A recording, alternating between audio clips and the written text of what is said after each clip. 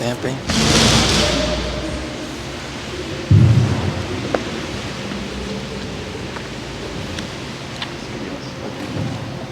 As crianças podem ir para as salinhas. 1 João.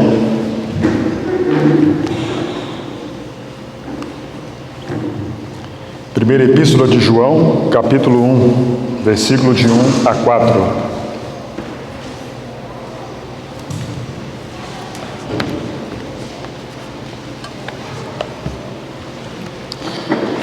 Amado Deus, amado Pai, mais uma noite agradecemos ao Senhor pelo cuidado, pela Tua fidelidade estendida a cada um dos Teus filhos. Agradecemos por ter nos trazido debaixo da Tua proteção e ter nos guardado em mais uma semana da Tua presença. Rendemos graças, louvores e ações de graça a Ti, ó Deus, na pessoa do Teu amado Filho, nosso Senhor Jesus. E mais uma vez, sem que abrimos as Escrituras, nós pedimos ao Senhor que nos conceda, Senhor, por meio do Teu bom e santo Espírito, o entendimento, a compreensão, a edificação, o consolo, a exortação, por meio da Tua santa e bendita palavra. Oramos no nome de Jesus. Amém. 1 João, capítulo 1, versículos de 1 a 4. O que era desde o princípio, o que temos ouvido, o que temos visto com os nossos próprios olhos, o que contemplamos e as nossas mãos apalparam com respeito ao verbo da vida, e a vida se manifestou, e nós a temos visto e dela damos testemunho, e vula anunciamos a vida eterna, a qual estava com o Pai e nos foi manifestada. O que temos visto e ouvido anunciamos também a vós outros, para que vós igualmente mantenhais comunhão conosco. Ora, a nossa comunhão é com o Pai e com seu Filho Jesus Cristo. Essas coisas, pois, vos escrevemos para que a nossa alegria seja completa. Temos começado, então, o estudo de 1 João. Vamos dar prosseguimento essa noite, se o Senhor permitir, e falaremos essa noite sobre o tema chamados para a comunhão. Chamados para a comunhão do Pai e do seu Filho Jesus Cristo. Já perceberam que desde a criação do homem, Deus tem procurado ter comunhão com o homem? Deus tem procurado proximidade, relacionamento, intimidade com o homem? Expressões como no livro de Gênesis: façamos, pois, o homem à nossa imagem, conforme a nossa semelhança, nos dá a ideia, traz consigo a ideia de comunhão, de relacionamento, de proximidade, de intimidade. E vejamos que, ou entendamos que, se tão somente a imagem e a semelhança de Deus permanece no homem, o homem tem comunhão com Deus. Somente se a imagem e a semelhança de Deus permanece no homem, a comunhão não será quebrada. Mas nós lembremos do paraíso. O paraíso. O Éden, a criação de Deus no início. Que maravilha! Quanta comunhão, quanta intimidade de Deus com o homem. Como era esperado a viração do dia, conforme nós lemos e entendemos no livro de Gênesis. Mas houve um dia em que a viração do dia não foi bem quista. Teve um dia em que a viração do dia não foi bem-vinda para Adão e para Eva. Esconderam-se da presença de Deus. Quanto tempo Adão ficou sem pecar e teve comunhão com Deus e Deus com Adão? Não sabemos. O pecado, a quebra da comunhão. A quebra da comunhão, primeiramente, de Deus com o homem, porque Deus não tem comunhão com o pecado. Em segundo, a queda da comunhão do homem com Deus, que agora o homem se vê sem condições de chegar diante de Deus, e a Bíblia diz que Deus retirou o homem do paraíso. Deus colocou ali anjos com espadas flamejantes para que o homem não tivesse acesso ao caminho da árvore da vida. Ele agora então separou-se da comunhão com Deus. Deus não tem mais comunhão com o homem não tem mais comunhão com Deus. O que a falta de comunhão faz com o homem? Inimizades nas famílias, irmão se levantando contra irmão. o que a comunhão faz, ou a falta de comunhão faz com o homem. O homem, como Caim, sai da presença do Senhor, foge da presença do Senhor, retira-se da presença do Senhor. O homem, sem comunhão com Deus, ele entra em pecado, em rebelião, ele entra em corrupção, ele entra em pecados e mais pecados. O homem, sem a comunhão com Deus, ele quer fazer célebre o seu nome, ele quer atingir os céus, ele quer ser como Deus, porque não tem comunhão com Deus. Mas então Deus pode ter pensado, comecemos de novo, vamos pegar um novo homem, vamos escolher um homem, vamos fazer uma nação, vamos criar uma nação, vamos dar leis para esses homens, vamos dar estatutos, mandamentos, ordenanças. Quem sabe o homem volte a ter comunhão com Deus? Mas quantos entraram nessa comunhão? Mesmo Deus separando Abraão, Isaac, Jacó, os 12 filhos de Jacó, José e seus irmãos. Quantos daquelas descendências, quanto daquele povo separado teve comunhão com Deus? Ah, poucos. Vamos levar para a terra prometida? Vamos levar para uma terra diferente? Talvez pensou Deus. Quem sabe ali eles voltem para nós, para a Trindade Santa e Bendita, certamente, para terem comunhão conosco. E foram levados para a terra prometida. Foram feitos sinais, prodígios, maravilhas. Quantos daquele povo tiveram comunhão com Deus? Foram dispersos, separados. E vejam que o significado dessas palavras, dispersos, separados, é contrário à comunhão, à proximidade, à intimidade, ao relacionamento. Tudo oposto à comunhão, foram mortos. Mas ainda há esperança para que o homem tenha comunhão com Deus e Deus tenha comunhão com o homem. Assim como em Gênesis, capítulo 1, no princípio, foram criadas todas as coisas, foram criados também o homem e sua esposa. Lembram que o próprio Deus viu que Adão estava sozinho e fez de uma companheira, para quê? Ter comunhão, para ter relacionamento, para ter intimidade. Como dissemos, ainda há esperança, assim como em Gênesis 1, no princípio, foram criados para comunhão. E assim como em João capítulo 1, o verbo do princípio foi manifestado para trazer comunhão de Deus com o homem, do homem com Deus. Aqui em 1 João, da mesma forma, o que era desde o princípio, começa o livro, quer ter comunhão com o homem. O que era desde o princípio quer que nós tenhamos comunhão com o Pai, com seu Filho Jesus Cristo, e Ele também comunhão conosco. Quando Paulo escreve aos Coríntios, 1 Coríntios capítulo 1, versículo 9, diz assim: fiel é Deus, pelo qual fostes chamados à comunhão de seu Filho Jesus Cristo, nosso Senhor. Comunhão. Bonita palavra, né? E de fato nós vemos isso nas Escrituras, sempre Deus dando uma pincelada, trazendo ao coração humano que Ele quer ter comunhão com o homem. Por exemplo, Deuteronômio capítulo 32 nos conta a história de uma águia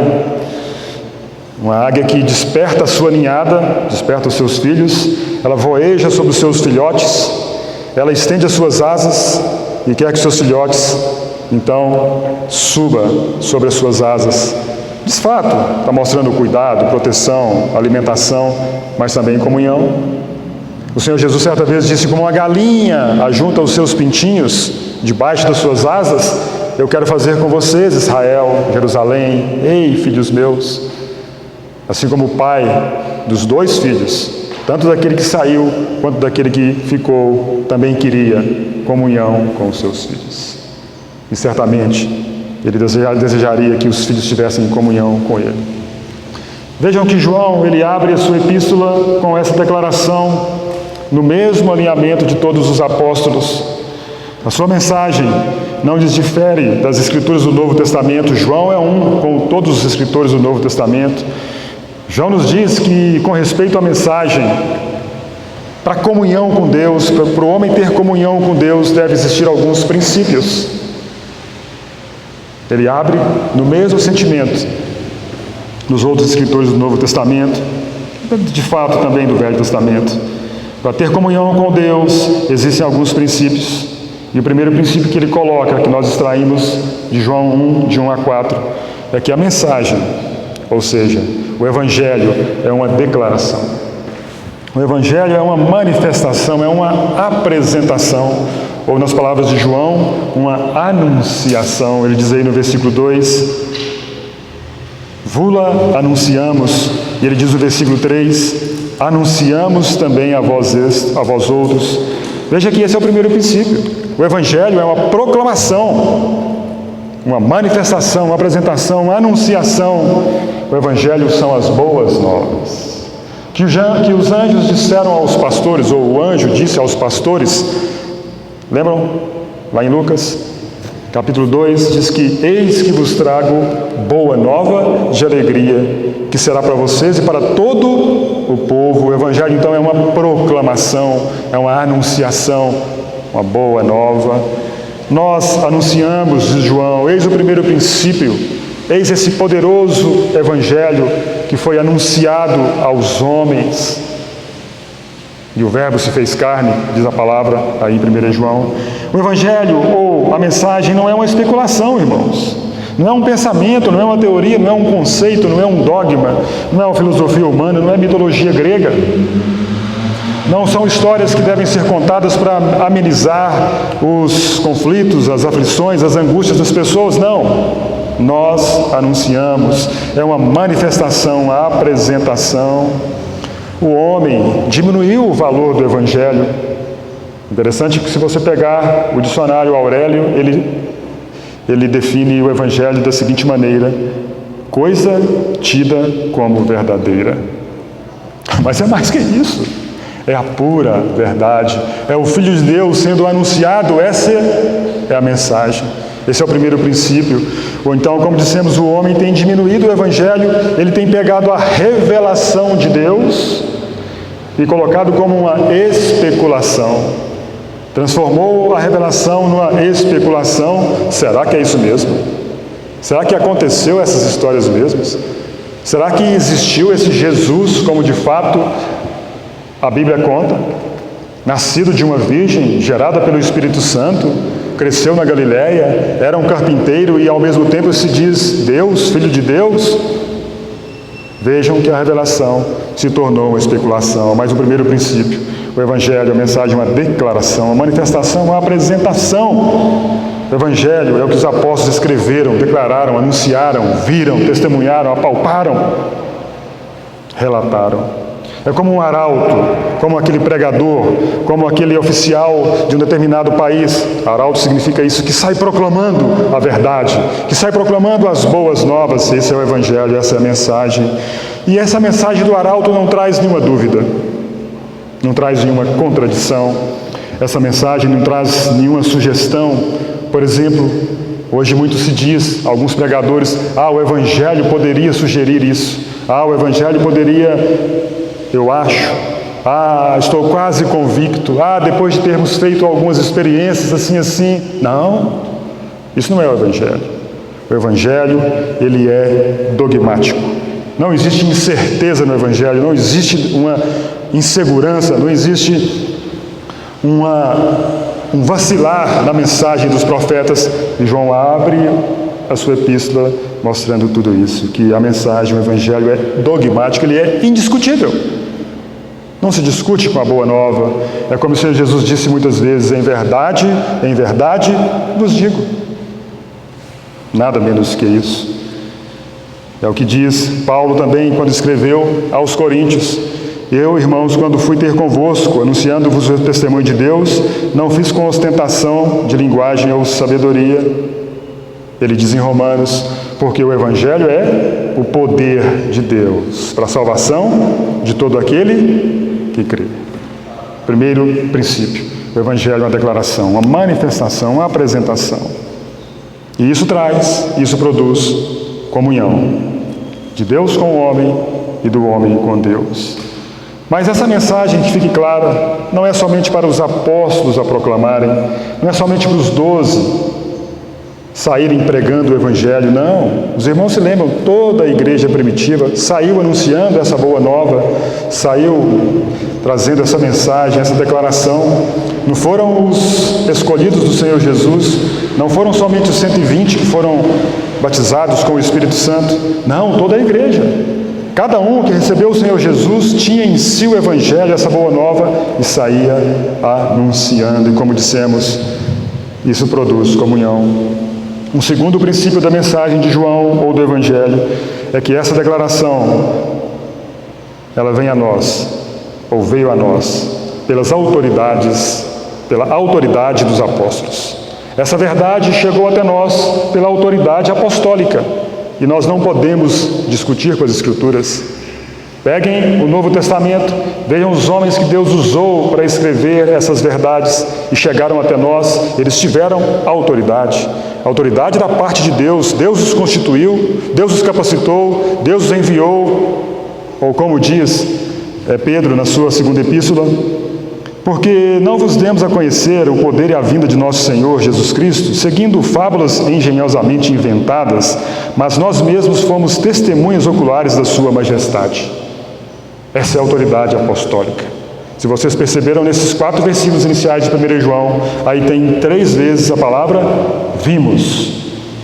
Vimos, vimos. 2 vezes a palavra ouvimos ou ouvido. Contemplamos, apalpamos com respeito ao verbo da vida. Essa é a autoridade da igreja primitiva. A autoridade da igreja atual é os escritos dos apóstolos. O evangelho por eles anunciado se tornou a autoridade. O que eles escreveram, o evangelho que a igreja professa hoje se baseia nessa autoridade, no que eles disseram. A mensagem consiste no que eles viram, no que eles ouviram, testemunharam, vivenciaram, compartilharam. Esse é um segundo princípio. O que eles atestaram é a base do Evangelho e nós não podemos fugir disso. Já perceberam que sem os escritos dos apóstolos ou sem a autoridade apostólica não existe Evangelho? Todos aqueles que tentaram escrever alguma coisa a respeito do Evangelho ou a respeito da verdade bíblica, onde que eles têm que ir? Sim, eles têm a história secular que vai corroborar, vai concordar com a Bíblia, mas onde eles vão para tirar essas verdades, para confrontar? Certamente nos evangelhos de Mateus, Marcos, Lucas, João, nas epístolas. Vejam que sem a autoridade dos seus escritos, não temos a fé cristã, não temos o Evangelho. Esse é o segundo princípio.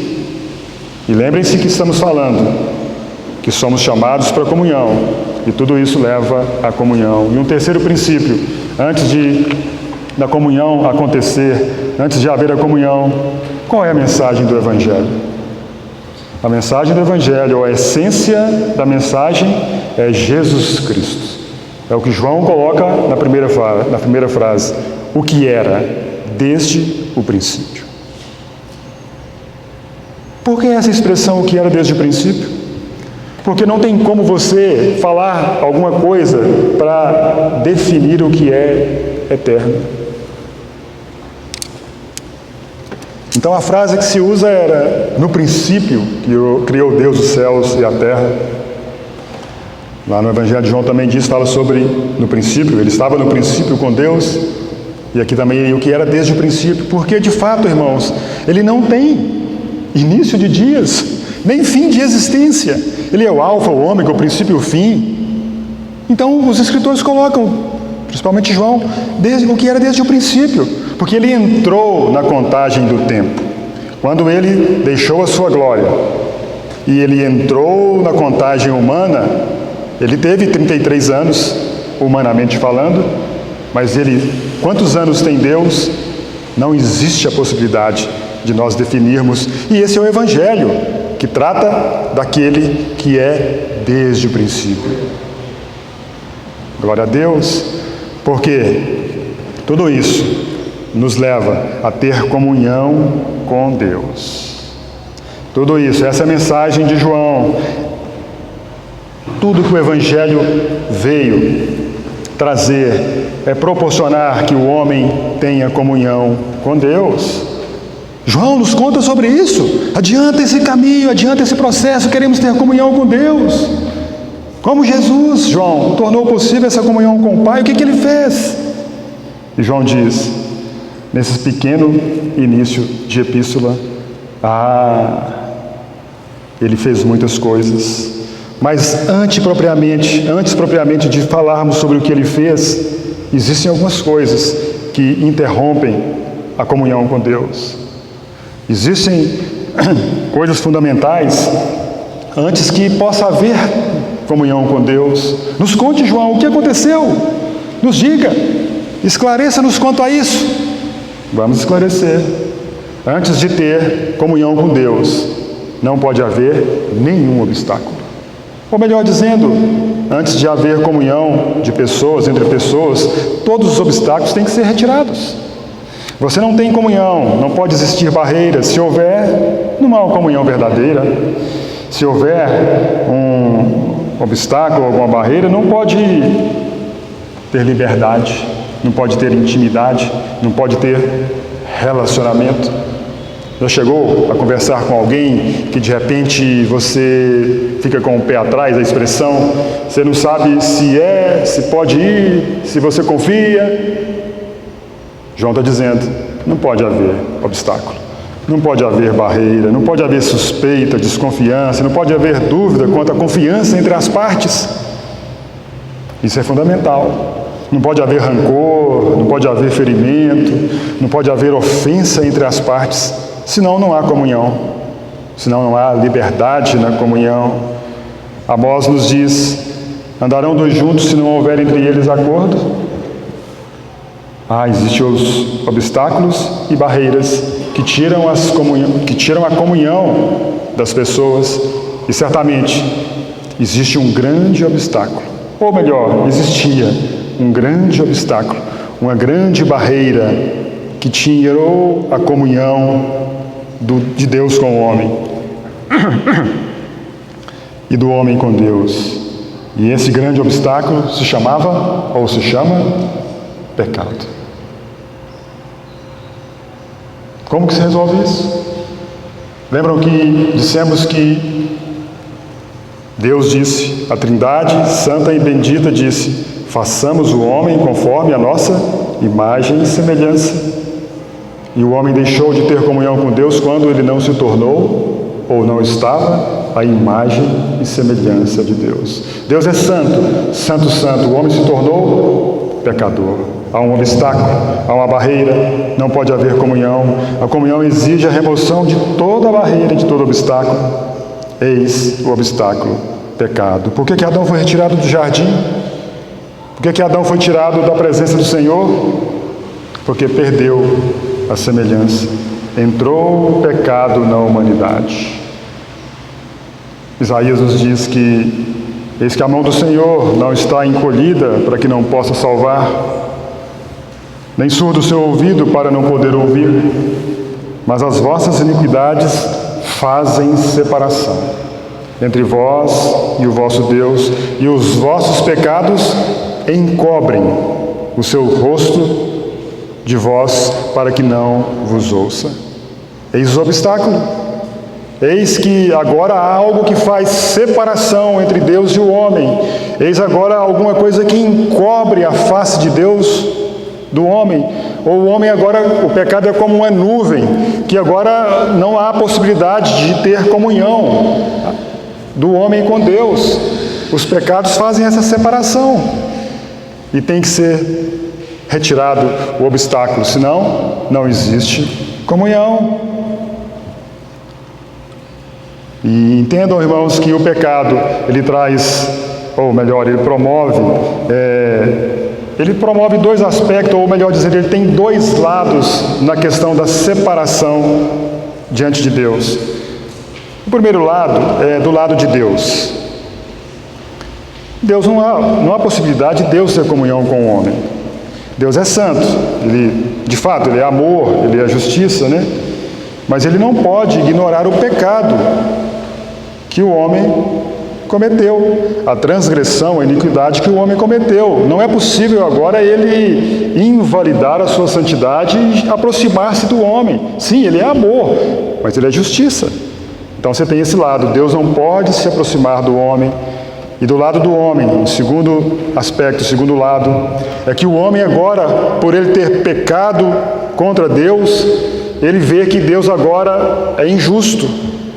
Deus tem mandamentos demais, Deus tem uma carga pesada, como diz o próprio João, os seus mandamentos não são penosos, mas o homem, por estar apartado de Deus, por ter pecado contra Deus, ele vê Deus como injusto, porque a sua consciência está culpada, porque ele agora é atingido na sua consciência. Você se levantou contra Deus. Quem disse para Adão que ele estava nu?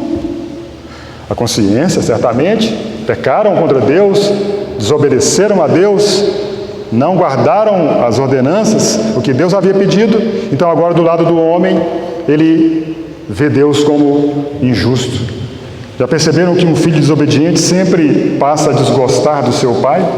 Por que ele passa a desgostar do seu pai? Porque ele é desobediente, ele não quer mais ter comunhão com o pai, porque ele procurou um caminho tortuoso e ele vê o seu pai agora com injustiça. Meu pai já não gosta de mim, meu pai fica me proibindo, meu pai não tem amor por mim, porque a consciência está culpada. A culpa tem esse efeito, ela joga a culpa sobre outra pessoa. Foi meu pai. O que Adão falou? A mulher que me deste. E não é sempre assim? A culpa tem esse efeito, né? Ela sempre culpa. O pecado tem esse efeito, né? E quando nos vemos culpados, o nosso cônjuge, nosso empregado, alguém que está ao lado vai levar a culpa, menos nós. Então o pecado, irmãos, ele faz tudo isso. Mas João diz: ei, a comunhão foi restabelecida, a comunhão foi restaurada, o Verbo se fez carne e habitou entre nós. A vida se manifestou, como ele diz nos primeiros versículos. Sabem como? Como que essa comunhão foi restaurada? Porque o pecado foi retirado, o obstáculo foi retirado, e agora nós temos comunhão com o Pai. Nós agora podemos ter comunhão com o Filho, porque ele diz aí na epístola: Jesus Cristo é a propiciação pelos nossos pecados, e não somente pelos nossos, mas do mundo inteiro. Se houver a possibilidade de todo mundo crer em Jesus, se o homem resolver toda a população do mundo crer em Jesus, o sangue dele é suficiente para cobrir, para apaziguar, para favorecer o homem, para agora ter comunhão com Deus. João diz isso: ei, temos agora comunhão, foi restabelecida, ou como diria Isaías, mas o Senhor fez cair sobre ele a iniquidade de nós todos. Ei, o pecado foi colocado sobre ele, e retirando o obstáculo, agora nós podemos ter comunhão com Deus e ele ter comunhão conosco. Ou como diz Romanos: bem-aventurados aqueles cujas iniquidades são perdoadas e cujos pecados são cobertos.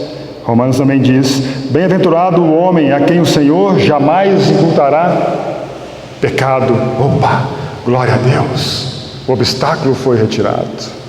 Agora, uma vez que foi retirado o obstáculo, Deus pode ter comunhão com o homem. Deus pode ter comunhão comigo, com você. O pecado foi removido na pessoa do seu Filho, ou como diz a Escritura, Deus estava em Cristo reconciliando consigo o homem, não imputando aos homens as suas transgressões. O Verbo se manifestou, o que era deles,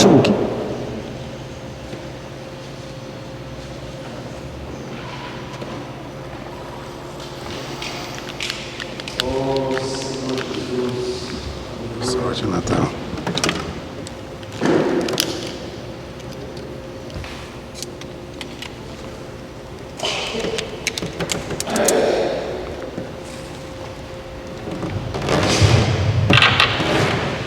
Então João vem a nós e diz: ei, foi restabelecida a comunhão, o pecado foi retirado, e agora então Deus, ele pode ter comunhão com o homem.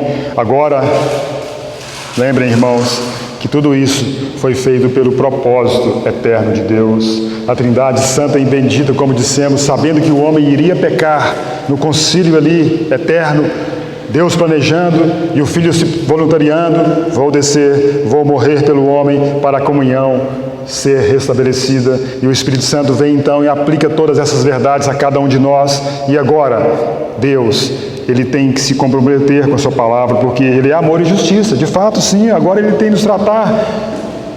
Uma vez que o pecado foi removido, ou como diz Paulo aos Efésios, existia uma inimizade entre judeus e gentios. Também, na verdade, não era somente entre judeus e gentios, havia uma inimizade entre o homem e Deus e o homem agora foi retirado, como aquela figura da cortina do templo, que foi rasgado de alto a baixo. Agora podemos ter comunhão com Deus. Voltamos ao estado original. Foi o próprio Deus quem promoveu a reconciliação por meio de Jesus Cristo. A barreira do lado de Deus foi removida, foi retirada, e agora do lado do homem também. Ele não precisa ficar olhando para Deus como um vingador, como um punidor, como alguém que vai nos tratar com um ferro quente. Não! Os nossos pecados foram colocados na pessoa do seu Filho. Deus agora não é injusto, ou melhor, poderemos colocar como a linguagem do Novo Testamento: justificados, pois, pela fé, temos agora paz com Deus, mediante o nosso Senhor Jesus Cristo. Nós não olhamos a Deus agora como um Deus vingativo, porque se do lado dele Ele já não vê a barreira, do nosso lado também nós não vamos mais ver. Mas isso, como dissemos, é o trabalho do Espírito Santo, nos mostrando que Deus é um Deus de amor, que Deus é um Deus de perdão, que Deus é um Deus de restauração. O homem agora vê com outros olhos a pessoa de Deus. Agora então pode haver proximidade, pode haver comunhão. Mas interessante, irmãos, você quer a chuva? Mas percebam que também para haver a comunhão, uma vez que a barreira já foi restabelecida, que o pecado foi retirado, nós temos para uma comunhão verdadeira deve haver certa semelhança, deve haver uma igualdade fundamental entre as partes. Percebam que se não existe uma semelhança entre as pessoas, se elas não pensam a mesma coisa, ou se não tem uma natureza igual, não vai haver uma boa comunhão. E vejam o que Deus fez conosco. Ele nos deu a sua mesma natureza. A Bíblia diz em João, capítulo 1, versículo 12: a todos quanto o receberam, deu-lhes o poder de serem feitos filhos de Deus, a saber, os que creram no seu nome. Agora nós temos a vida de Deus, a mesma vida que tem o Pai, a mesma vida que tem o Filho. Nós somos agora semelhantes, ou como diz o próprio Pedro na sua segunda epístola, somos coparticipantes da natureza divina. Agora somos filhos de Deus, semelhantes, e isso nos propicia comunhão. Lembram que Paulo escreveu aos Coríntios, ele diz assim: que sociedade pode haver entre a justiça e a iniquidade? Que comunhão da luz com as trevas? Que harmonia entre Cristo e o maligno? Ou que ligação há entre o santuário de Deus e os ídolos? Vejam que não há como haver comunhão entre essas coisas, são totalmente contrárias. Mas, como dissemos, para uma comunhão verdadeira deve haver semelhança. Vejamos algumas semelhanças que agora nós já temos com aquele que nos comprou. Paulo diz: que sociedade pode haver entre a justiça e a iniquidade? Irmãos, agora nós já não estamos mais em iniquidade, como dissemos, justificados, pois, pela fé, temos paz com Deus. Nós estamos agora no nível de igualdade com o próprio Deus, com o seu Filho. Sede perfeitos, como perfeito é o vosso Pai Celeste. Sede santos, como santo é o vosso... Sede santos, como o vosso Deus é santo. Paulo também diz aqui: que comunhão pode haver da luz com as trevas? Outrora éramos trevas, mas agora somos luz do Senhor, ou Ele é luz, e Ele diz: vós sois a luz do mundo. Jesus disse: eu sou a luz, vós sois a luz. Então agora há uma igualdade, semelhança. Paulo também diz que a harmonia entre Cristo e o maligno. Outrora não éramos de Deus, outrora éramos filhos das trevas, como diz Paulo, ou como diz as Escrituras: Ele nos libertou do império das trevas e nos transportou para o reino do Filho do seu amor. Agora nós somos Cristo e Cristo. Não é Cristo e o maligno, a semelhança entre as partes. E também Paulo colocou que ligação há entre o santuário de Deus e os ídolos. Outrora nós andávamos atrás de ídolos, mas agora nós somos templo do Espírito Santo. E essa comunhão agora então, havendo semelhança, nós podemos ter comunhão com Deus. Irmãos, Paulo diz em Efésios que é para nós chegarmos à perfeita varonilidade, à estatura da medida da plenitude de Cristo, semelhança, igualdade. O pecado foi retirado, a primeira barreira, pronto, agora pode haver comunhão de Deus com o homem, do homem com Deus, mas para aumentar a essa semelhança, você é santo, ele é santo, você é justo, ele é justo, você se santifica a cada dia, você se purifica a cada dia para ser igual a ele. E um terceiro princípio para haver comunhão é que devemos amar as mesmas coisas. Só tem comunhão só tem comunhão as pessoas que amam as mesmas coisas. Já viu um corintiano e um palmeirense dar certo? Difícil, né? Mas de vez em quando dá certo. Deve amar as mesmas coisas. Deus ama o seu Filho, nele se compraz. O cristão agora ama Jesus Cristo e nele se compraz. Então pode haver comunhão. Não é um jugo desigual. Deus ama o seu Filho e nós amamos outras coisas. Não, nós amamos as mesmas coisas. Por isso, ao estreitamento da comunhão, ao relacionamento, à intimidade. Agora devemos provar o nosso amor pelo Senhor, porque a palavra de Deus diz: Deus prova o seu próprio amor para conosco pelo fato de ter Cristo morrido por nós, sendo nós ainda pecadores. Então, da parte dele, ele já mostrou o seu amor para conosco. Então, agora também nós, amando as mesmas coisas, amando o seu Filho, nós temos relacionamento com ele. E eu pergunto para você: você ama as mesmas coisas que Deus ama? Você ama o seu Filho como Deus ama o seu Filho, dele se compraz, dele tem todo o seu prazer? Você ama a igreja como ele ama a igreja e deu a vida e se entregou por ela? Você ama os pecadores? Você tem um zelo pelas almas? Você ora pela salvação dos seus familiares? Porque Deus ama. E ele deseja que todos se convertam, que nenhum se perca.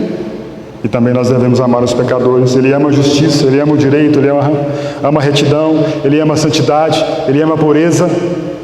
E os que têm comunhão, todos amam a mesma coisa. Irmãos, fomos chamados à comunhão. A culpa dos pecados já foi removida, a imagem já foi restaurada e o amor a Deus foi gerado. E eu vou falar duas coisas que João diz aqui: a nossa comunhão é com o Pai e com o seu Filho Jesus Cristo. Rapidamente, como que você tem comunhão com Deus diretamente? Ou como que Deus tem comunhão com você? Quando você se diz ter comunhão com alguém, você fala assim: tivemos uma boa comunhão, tivemos um bom relacionamento. Certamente você conversou com alguém. Certamente alguém conversou com você, vocês tiveram uma proximidade, uma comunhão, um diálogo. E eu pergunto: como que Deus fala com você? Ou por meio de que Deus fala com você? Porque nós não podemos ouvir a voz de Deus audível. Como que Deus fala com o homem? Como que Deus tem falado com o homem durante os 2000 anos? Como que Deus tem comunhão com o homem durante os 2000 anos? Pela palavra revelada. Deus tem falado e falado e falado. E você tem ouvido? Você tem sentado para ter comunhão com o seu Deus e Deus falar com você por meio da sua santa e bendita palavra? Esse é o lado de Deus. É o lado de Deus ter comunhão com o homem por meio da sua palavra, da sua santa e bendita palavra. Mas nós temos preferências, nós temos tempo para isso, para aquilo outro. E Deus está falando. E Deus fala no Salmo 70, Deus fala no Salmo 71, Deus fala em toda a sua palavra. No Apocalipse, Deus fala em Miqueias, em Amós. Mas muitas vezes o homem não quer ter comunhão com Deus porque ele acha que as palavras são duras.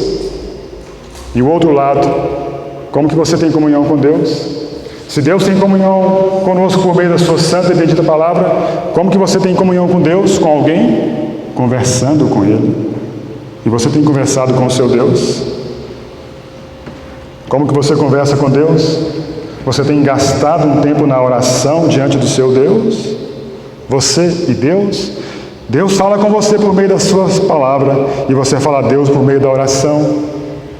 E João diz, a nossa comunhão é com o Pai e com seu Filho Jesus Cristo. Irmãos, não percamos tempo. Se nós queremos entender melhor o sumo bono da vida cristã, ou seja, o bem maior que o ser humano pode buscar, é essa comunhão com Deus. Martin Lloyd Jones diz que o objetivo de toda a experiência cristã, de todo o esforço cristão, o supremo propósito é você ter comunhão com Deus. E João diz, a nossa comunhão é com o Pai e com seu Filho Jesus Cristo. Que Deus os abençoe, em nome de Jesus. Amém.